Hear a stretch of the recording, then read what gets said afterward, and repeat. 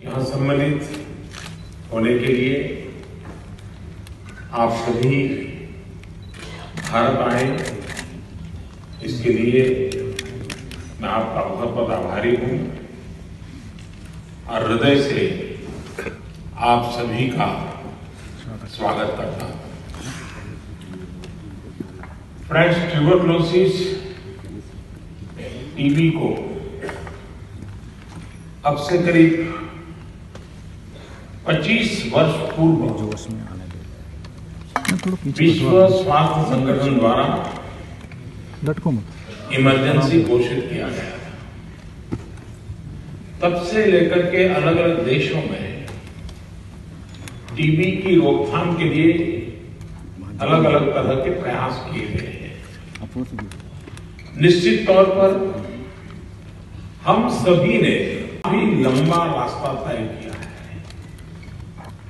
TB की रोकथाम के लिए व्यापक स्तर पर काम किया है, लेकिन एक ग्राउंड रियलिटी ये भी है कि टीबी को रोकने में हम अब भी पूरी तरह सफल नहीं हो पाए।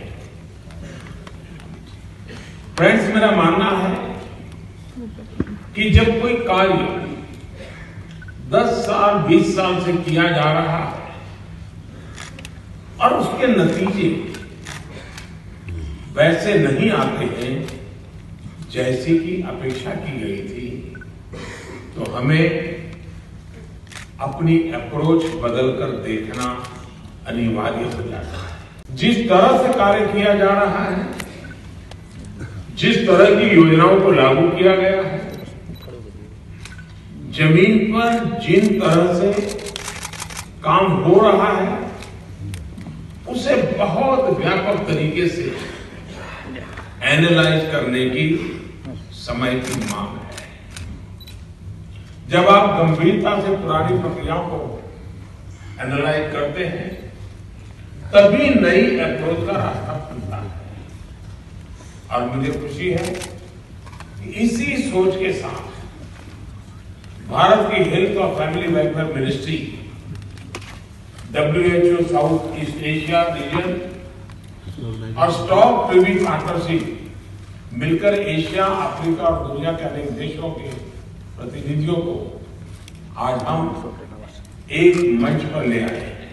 इस बैठक से पहले की तैयारी के तौर पर आज का यह आयोजन पूरी मानवता के लिए एक बहुत बड़ा अहम कदम है और मुझे उम्मीद है कि Delhi end TB summit TB को धरती से हमेशा के लिए खत्म करने की दिशा में एक लैंडमार्क इवेंट के रूप में जाना जाएगा।